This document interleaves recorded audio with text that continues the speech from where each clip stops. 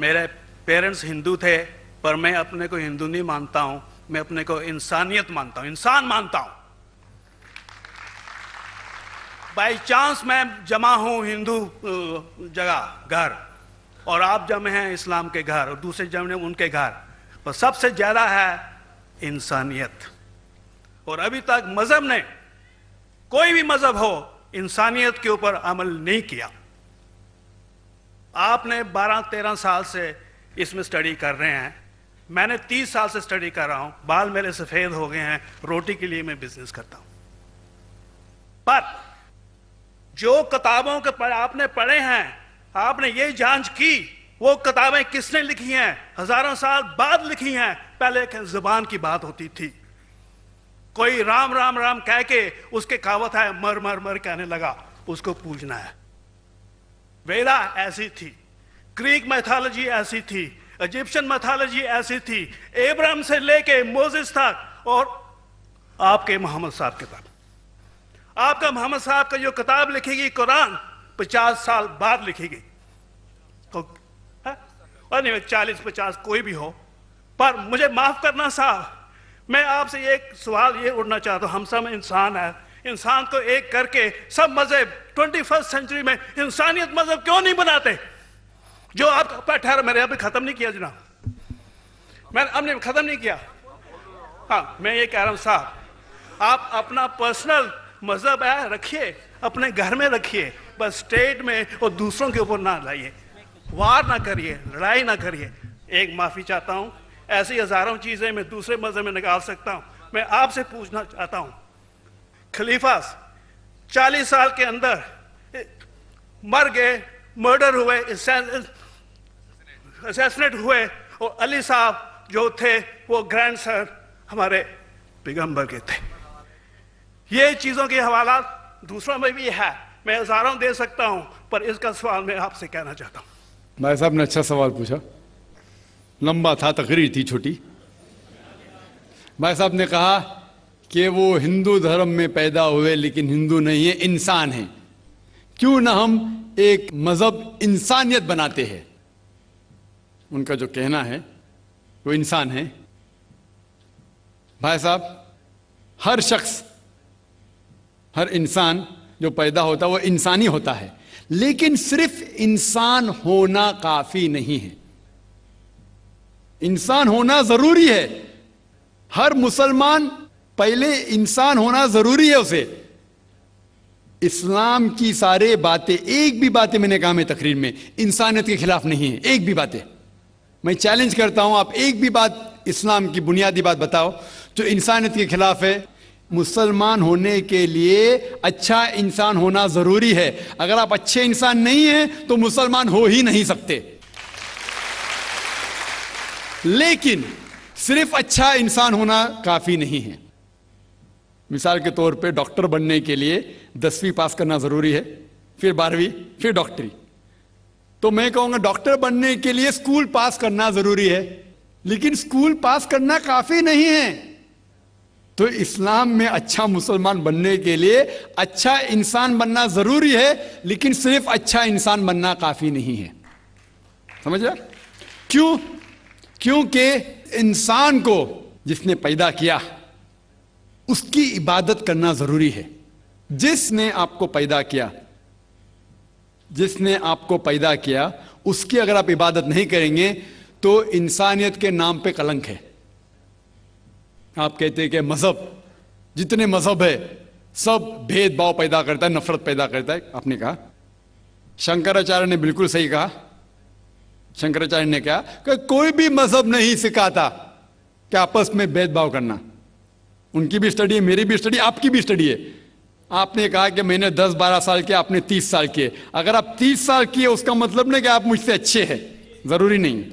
मैंने नहीं कहा कि आपने कहा, मैंने ये भी नहीं कहा कि आपने कहा। मैंने कब कहा कि आपने कहा? मैं कह रहा हूं, मैंने कब कहा कि आपने कहा? मैं कह रहा हूं क्योंकि आपने कहा कि अब 30 साल की स्टडी की। मैं हिंदू मजहब पे भी चंद साल के, अल्हम्दुलिल्लाह सुम्मा अल्हम्दुलिल्लाह, कई शंकराचार्य से बात की, कई स्वामी जी से बात की, कई प्रीस्ट और फादर से अमेरिका में की, मैं तो अभी तक जवान हूं माशाअल्लाह, अल्लाह का फजल है, अल्लाह का फजल है। आपने कहा कि मजहब भेदभाव करता है, यह कहना बिल्कुल गलत है। मजहब भेदभाव नहीं करता। जो मजहब के मानने वाले हैं वो मजहब को सही तरीके से नहीं समझते हैं, इसीलिए भेदभाव पैदा करते हैं, वो अलग बात है। गलती है मजहब के मानने वाले की, मजहब की नहीं। ये कह रहे हैं कि मजहब की, मिसाल के तौर पे एक मर्सिडीज कार है, मर्सिडीज कार है, मुझे ये जानना है कि मर्सिडीज कार कितनी अच्छी है। तो एक ड्राइवर मर्सिडीज कार चलाते जो ड्राइविंग जानते ही नहीं और मर्सिडीज कार को ठोक देते, तो किसकी गलती है, मर्सिडीज गाड़ी की कि ड्राइवर की? अगर आपको जानना है मर्सिडीज का कितनी अच्छी है तो आपको यह देखना चाहिए स्पेसिफिकेशन, उसका पावर कितना है, हॉर्स पावर कितना है, माइलेज कितना है, सेफ्टी मेजर कितना है, उसकी तहकीक करने के बाद आपको कहना चाहिए कि कितनी अच्छी मर्सिडीज कार है। अगर जानना चाहिए कितनी अच्छी है तो उसको बिठाओ जो ड्राइविंग जानता है। तो इसीलिए इस्लाम को जानने के लिए मुसलमानों को मत देखो, अगर देखना है तो मोहम्मद सल्लल्लाहु अलैहि वसल्लम को देखो। आप मुझे मत देखो, मुझे मत देखो, हमारे आज के मुसलमान को मत देखो। देखो जो सबसे अच्छा ड्राइवर है, सबसे अच्छा इस्लाम को समझ चुका है, वो मोहम्मद सल्लल्लाहु अलैहि वसल्लम है। उनको देख के इस्लाम की तहकीक करो, और तहकीक करने के लिए आपको इस्लाम की किताब पे जाना पड़ेगा। और आपने जो कहा आखिर के अंदर कि सारी मजहब किताब बाद में लिखी गई, पहला कहना था, आप काफी हद तक के सही है, आप काफी हद तक के सही है कि आप बिल्कुल सही फरमाते, लेकिन यह कहना कि सारी मजहब की किताब, उसमें गलती है। अक्सर मजहब कितने किताब है, वेद हो, उपनिषद हो, बाइबल हो, ओल्ड टेस्टामेंट हो, न्यू टेस्टामेंट हो, आपने कहा मूसा अलैहिस्सलाम से लेके वहां सही था, लेकिन आखिरी में जो आपने गलती की, मोहम्मद सल्लल्लाहु अलैहि वसल्लम, वहां गलती की। आखिर में आके आप अटक गए, आखिर में आके आप फंस गए। आपने शायद इस्लाम का मुताला सही तरीके से नहीं किया होगा, आपने शायद अरुण शुरू की किताब पढ़ी होगी। अगर आप कोई मजहब का मुताला करना चाहते हैं तो जो मजहब को समझ चुका है उसकी किताब पढ़ो। आप अगर अरुण शुरू की किताब पढ़ेंगे और इस्लाम के मुताला करा कहेंगे, ये किधर का सही फैसला है? मैं कहता हूं अरुण शुरू जैसे लोग की पढ़ी होंगी, क्योंकि जब भी कुरान नाजिल हुआ, जब भी कुरान की आयत नाजिल होती थी, मोहम्मद सल्लल्लाहु अलैहि वसल्लम अनपढ़ थे। जब भी कोई आयत नाजिल होती थी वो उसे याद करते थे और अपने साथियों सहाबा से उसकी तिलावत करते थे, और सहाबा फौरन उसे लिख लेते थे। तो मोहम्मद सल्लल्लाहु अलैहि वसल्लम की मौजूदगी में हर आयत लिखी जाती थी और वो उसे चेक कर, मिसाल के तौर पे इक़रा बिस्मि रब्बिकल लज़ी खलक़ आयत नाजिल हुई, उन्होंने याद किया, सहाबा से कहा, सहाबा ने लिखा इक़रा बिस्मि रब्बिकल लज़ी खलक़, पढ़ के सुनाओ, पढ़ा, हाँ सही। अगर गलती होती तुम्हारी टोक देते थे। तो मोहम्मद सल्लल्लाहु अलैहि वसल्लम की मौजूदगी में जब भी अल्लाह सुब्हाना व तआला आयत नाजिल करते थे वो याद करते थे और लिखवाते थे और चेक भी करते थे। सारा कुरान मजीद मोहम्मद सल्लल्लाहु अलैहि वसल्लम की मौजूदगी में लिखा गया। आप जो कह रहे वो हजरत उस्मान का जिक्र कर रहे, वही तो अफसोस की बात है, आपने सही मुताला किया ही नहीं। हजरत उस्मान ने कई साल बाद, 40-50 साल बाद, जो आप कह रहे 40-50 यहां से आपको आया, उनने क्या कहा कि इस कुरान मजीद का जो नुस्खा है उसको और नुस्खे बनाए जाए और बाकी लोग में फैला दिया जाए, क्योंकि लोग को इख्तिलाफ था रवानगी के अंदर। तो उसको दूर करने के लिए हजरत उस्मान रज़ियल्लाहु अन्हु उनने कहा कि जो नुस्खा मोहम्मद सल्लल्लाहु अलैहि वसल्लम की मौजूदगी में था, उनने अपनी बीवी को दिया, हजरत हफ्सा को, और जो हजरत उमर की बेटी थी उनके पास महफूज था, उनने लिया, और सहाबा 5-6 सहाबा जो ज़ैद बिन थाबित रज़ियल्लाहु अन्हु उनकी सदारत में उसकी नकल की, और ये नकल हुए नुस्खे को दुनिया के अलग अलग जगह पे फैलाइए। और एक नुस्खा अब भी मौजूद है कोप्टा की म्यूजियम में, कोप्टा की म्यूजियम इस्तांबुल में। तो आप जो जिक्र कर रहे हैं वो उतारे हुए कुरान शरीफ का जिक्र कर रहे, जो हकीकत में कुरान शरीफ है वो मोहम्मद सल्लल्लाहु अलैहि वसल्लम की मौजूदगी में लिखा गया था। उनने खुद उसको चेक की क्या सही था, और जब भी आयत नाजिल होती थी अपनी सही जगह पे उसे लिखवा लेते थे मोहम्मद सल्लल्लाहु अलैहि वसल्लम। तो ये कहना बाकी मजहब की किताब में अक्सर अब सही है, मिसाल के तौर के ऊपर बाइबल 70 ईयर्स बाद लिखा गया है, वेद वो सैकड़ों साल बाद लिखा गया है। कितनी पुरानी वेद है, कभी वेद आया दुनिया में ये किसी को पता ही नहीं। वो आपके हिसाब से, स्वामी दयानंद सरस्वती के हिसाब से 1310 मिलियन ईयर्स ओल्ड, 1310। आप थोड़ी ठेकेदार है मजहब के, आप ठेकेदार है मजहब के क्या? नहीं ठेकेदार है ना।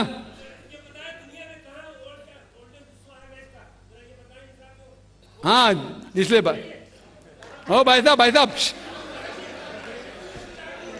ना, बिल्कुल सही भाई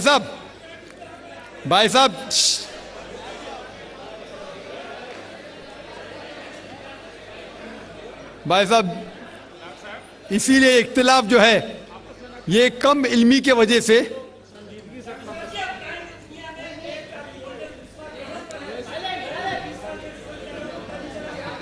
वेद का वेद का क्या नहीं, सब लोग चुप हो जाए, नहीं आवाज। भाई साहब ने कहा कि दुनिया का सबसे ओल्डेस्ट स्क्रिप्ट वेद है, वो कुछ हिस्टोरियंस कहते हैं, बट ओल्ड होना मतलब नहीं कि सही। जो कुछ ओल्ड है वो सबसे बेहतर होना जरूरी नहीं। मिसाल के तौर पे मेरे पास पुरानी गाड़ी है 50 साल पुरानी, उसका मतलब नहीं कि नई गाड़ी से अच्छी है। यह भी हो सकता है कि पुरानी गाड़ी नई गाड़ी से अच्छी हो सकती है। मेरे पास मर्सिडीज कार है 5 साल पुरानी, जो नई मारुति से अच्छी होंगी। तो ये कहना कि कोई किताब या कोई मजहब पुराना इसलिए बेहतर है, बिल्कुल गलत है।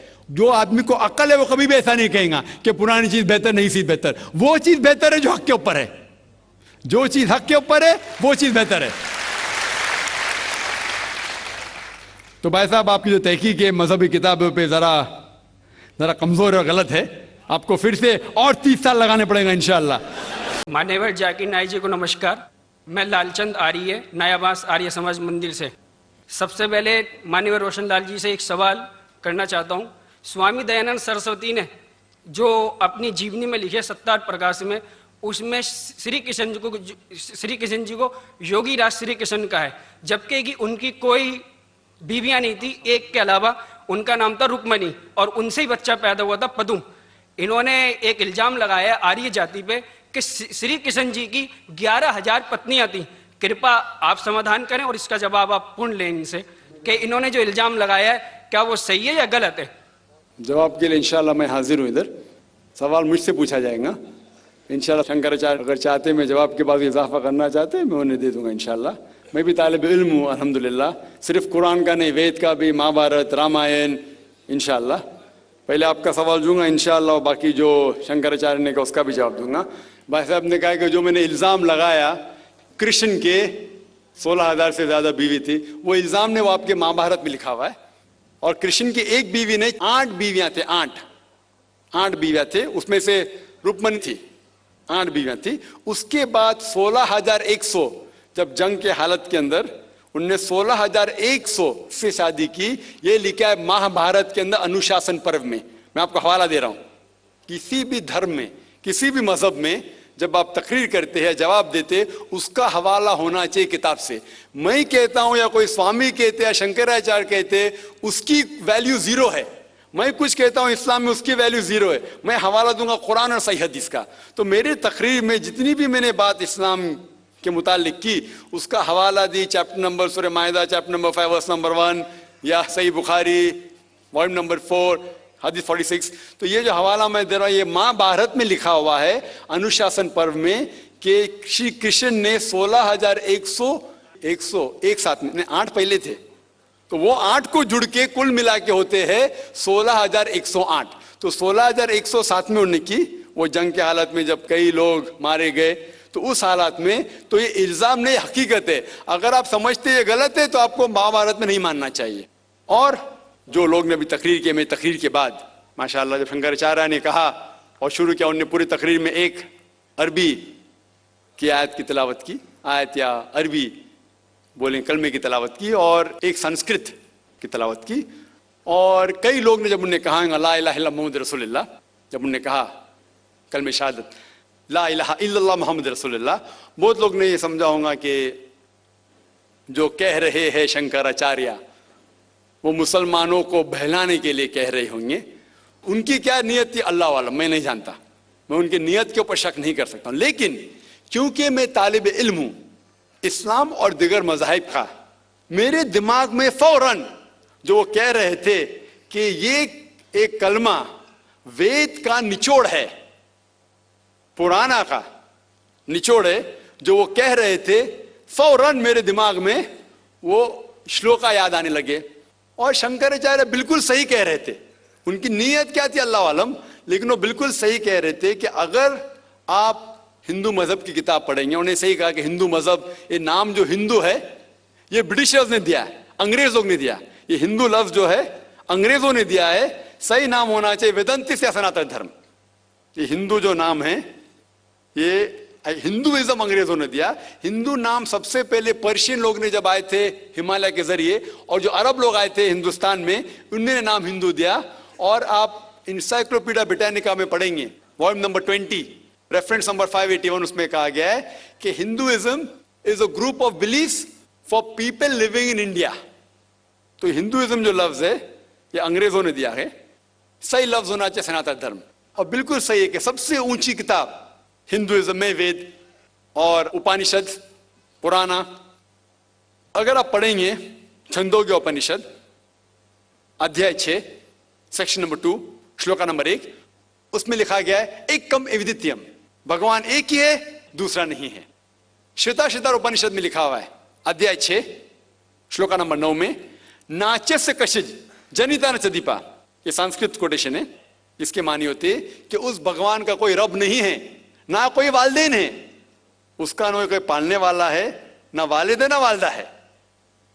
आगे आप पढ़ेंगे लिखा हुआ है श्वेताश्वतर उपनिषद में अध्याय 4 श्लोका नंबर 19 में, न तस्य प्रतिमा अस्ति, उसके जैसा कोई भी नहीं है।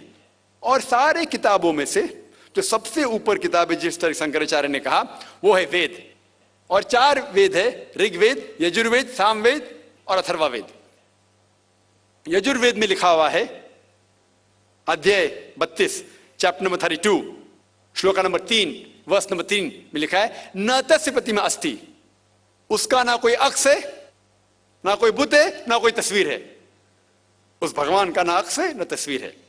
और आगे लिखा हुआ है यजुर्वेद में अध्याय 40 श्लोका नंबर 9 में, अंधात्म प्रविशंति या असम्मुति उपास्ते। अंधात्म मीन अंधकार, प्रविशंति मतलब अंदर जाना।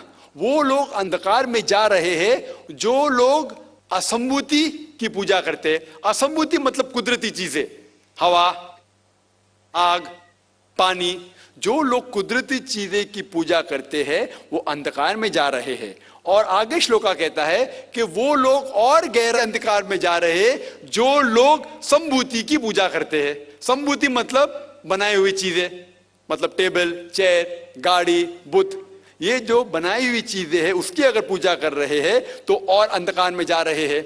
और आप पढ़ेंगे ऋग्वेद, चारों वेदों से सबसे ऊंचा वेद है ऋग्वेद। ऋग्वेद में लिखा हुआ है जिल्द नंबर 1 बुक नंबर 1 किताब number 1 him number 164 shloka number 46, एकम सत विप्र बहुधा वदान्ते, जिसके मानी है सच एक है, सच्चाई एक है, भगवान एक है। और संत लोग भगवान को मुख्तलिफ नामों से पुकारते हैं लेकिन भगवान एक है। और जो उनने संस्कृत में श्लोक पढ़ी वो आदि श्लोक थी, पूरी श्लोक में पढ़ूंगा इंशाअल्लाह। वो श्लोक जो उन्होंने पढ़ी वो ब्रह्म सूत्र है, हिंदुइज्म के ब्रह्म सूत्र है। एकम ब्राह्म द्वितीया नास्ते, आदि पढ़ी पूरी है। एकम ब्राह्म द्वितीया नास्ते नहना नास्ते नास्ते किंचन, जिसके मानिए भगवान एक ही है, दूसरा नहीं है, नहीं है, नहीं है, जरा भी नहीं है।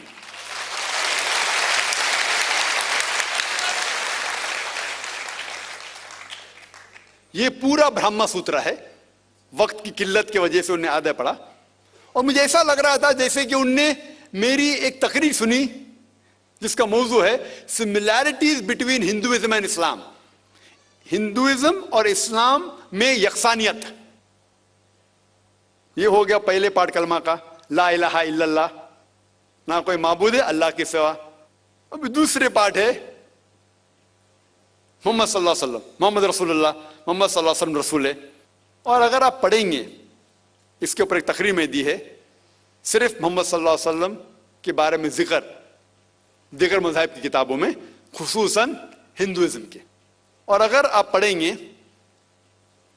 पुराना का जिक्र किया उन्होंने भविष्य पुराना में, पर्व 3 खंड 3 अध्याय 3 श्लोका 5 to 8, उसमें लिखा हुआ है कि एक मलेच्छा आएगा। मलेच्छा मतलब फॉरेनर, बाहर का कोई शख्स आएगा, उसका नाम होगा मोहम्मद। वो अपने साथियों के साथ आएगा, जिसका मतलब साहबियों के साथ, और वो लोग को सही दिशा दिखाएगा और राजा भोज उनको इज्जत देंगे। आगे पढ़ेंगे आप भविष्य पुराना पर्व 3 खंड 3 अध्याय 3 श्लोका 10 से लेके 27 तक। उसमें लिखा हुआ है कि ये शख्स आर्य धर्म को फैलाएगा, सच्चा धर्म को फैलाएगा, और इस शख्स के मानने वाले दाढ़ी उगाएंगे, सिर पे शेंडी नहीं रखेंगे, लोग को नमाज के लिए बुलाएंगे, एक इनकलाब दुनिया में लेके आएंगे, गोश्त खाएंगे लेकिन सूअर का गोश्त नहीं खाएंगे, और ये सच्चाई फैलाएंगे। उनका नाम है मुसलमान। ऐसे कई मोहम्मद सल्लल्लाहु अलैहि वसल्लम का जिक्र भविष्य पुराना में है, ऋग्वेद में है, सामवेद में है, अथर्ववेद में है, और खुसूसन अगर आप पढ़ेंगे पुराना में भी है, जिसका नाम है कल की पुराना। और कल की पुराना अगर आप पढ़ेंगे अध्याय 2 chapter number 2 verse number 4, 5, 7, 11 and 15, जिसका भागवत पुराना में भी जिक्र है, volume number 2 verse number 18 to 25, 18 से 25 तक, जिसमें कल की पुराना का जिक्र है। कल युग में एक शख्स आएंगे जिसका नाम है कल की। उनके वालिदा का नाम है सुमति और वालिद का नाम है विष्णु यास। सुमति के मानिए अमन, अमन करने वाली, और हम जानते हैं कि हमारे पैगंबर आखिरी पैगंबर सल्लल्लाहु अलैहि वसल्लम के वालिदा का नाम था आमिना, जिसका मतलब है अमन फैलाने वाले, और विष्णु यास मतलब भगवान की इबादत करने वाला, और हम जानते हैं मोहम्मद सल्लल्लाहु अलैहि वसल्लम के वालिद का नाम अब्दुल्ला था। इस तरीके से मोहम्मद सल्लल्लाहु अलैहि वसल्लम के आने का जिक्र कल की पुराना में है और भागवत पुराना में भी है। तो इस बुनियाद पर ये पूरी तकरीर कर सकता हूं मैं 2 घंटे के लिए, 4 घंटे के लिए, सिर्फ मोहम्मद सल्लल्लाहु अलैहि वसल्लम का जिक्र हिंदू मज़ाहिब की किताबों में। अभी वक्त नहीं है, लेकिन ये दोनों जोड़ के जो शंकराचार्य ने बिल्कुल सही कहा, ला इलाहा इल्लल्लाह मोहम्मद रसूलुल्लाह, के निचोड़े का ना कोई माबूद है अल्लाह के सिवा, और मोहम्मद सल्लल्लाहु अलैहि वसल्लम के पैगंबर है। लेकिन आखिरी में हमारे मोहतरम शुएब साहब ने कहा कि अल्लाह उन्हें हिदायत दे, और मैं भी अल्लाह ताला से दरख्वास्त करता हूं कि अल्लाह उन्हें हिदायत दे, ना ही सर कटाने की इस्लाम के लिए, इस्लाम के ऊपर अमल करने के। हो सकता है कि काफ़ी चीज़ पर अमल करते होंगे, लेकिन मुकम्मल जिस तरीके से कहा गया है उनके वेद के अंदर कल की पुराना में, एक शख्स आएंगे जो अस्सलामु अलैकुम वरहमतुल्लाहि वबरकातुहू। उम्मीद करती हूँ आप सब खैरियत से होंगे, और अल्लाह ताला से दुआ भी है कि वो हम सबको ईमान, सलामती और सेहत वाली ज़िंदगी अता करे। इस वीडियो में हमने देखा है कि एक शख्स ने डॉक्टर जाकिर नाइक से सवाल किया है और बताया है कि वो हिंदू मज़हब में बाई चांस पैदा हुए हैं, और डॉक्टर जाकिर नाइक जो हैं वो अपने मुस्लिम मज़हब में बाई चांस पैदा हुए हैं। लेकिन सारे मज़ाहिब से पहले क्या था? इंसानियत थी। और वो कहते हैं कि सारे इंसान मिलकर इंसानियत का मज़हब क्यों नहीं बनाते, बजाय इसके कि एक मज़हब दूसरे से लड़े, दूसरा मज़हब तीसरे से लड़े और एक दूसरे पर तनकीद करते रहें। और साथ में डॉक्टर जाकिर नाइक से ये भी कह रहे थे कि वो जिस भी मज़हब पर यकीन रखते हैं वो अपने घर में रखें, उसकी तबलीग ना करें और लोगों को ना बताएं, यानी कि हक़ और सच का रास्ता जो है वो लोगों को बिल्कुल भी ना बताएं, और जिस मज़हब पे भी यकीन रखते हैं वो अपने घर में रखें, और बस ये कि इंसानियत पर ईमान होना चाहिए वगैरह वगैरह, इस तरह की उन्होंने बात की। तो सबसे पहली बात तो ये है कि ऑब्वियसली एक इंसान होना तो सबसे बड़ी और लाजिम बात है, चाहे इंसान का, चाहे उस बंदे का, पैदा होने वाले का जो भी मज़हब हो, सबसे पहले इंसान होना तो लाजमी है। और इस्लाम की कोई भी ऐसी बात नहीं है, कोई भी ऐसी तालीम नहीं है जो इंसानियत के बरअक्स हो या इंसानियत के ख़िलाफ़ बात करती हो। पहली बात तो ये होगी। दूसरी सबसे अहम बात यह है कि इंसान का पैदा होना तो एक तरफ, लेकिन वो ज़िंदगी किस तरीके से गुजारेगा, उसके क्या असूल होंगे, किस तरीके पे वो अमल करेगा, किन बातों पर उसको अमल करना है, किन बातों से उसको इज्तनाब करना है, किस तरीके से उसने दूसरों के साथ पेश आना है, अपनी ज़िंदगी किस तरीके से गुजारनी है, और बाकी लेन देन के मामलात जो हैं वो किस तरीके से तय करने हैं, उसके लिए अच्छा क्या है, उसके लिए बुरा क्या है, ये सारी चीज़ें तो इंसान को मज़हब ही सिखाता है। तो अगर कोई मज़हब ही ना हो, कोई ज़ब्ता हयात ही ना हो, तो फिर वो ज़िंदगी और वो इंसान कैसे कोई इंसान बन सकेगा। ये तो नामुमकिन सी बात है कि कोई भी शख्स जो है वो एक इंसान ही बन पाए बगैर किसी मज़हब के। जैसे कि कोई मुल्क है और वहाँ पर कोई कानून ही ना हो, तो ये तो जंगल का एक निज़ाम बन जाएगा जहाँ पर कोई कानून ही नहीं है, कोई किसी पे हमला कर रहा है, कोई कुछ कर रहा है। तो इंसानियत बग़ैर मज़हब के मुमकिन ही नहीं है। और ज़रूरी बात और अहम बात यह है कि एक मतलब इस्लाम में चूँकि कोई भी बात इंसानियत के ख़िलाफ़ नहीं है, तो अच्छा इंसान जो है वो मुसलमान होगा।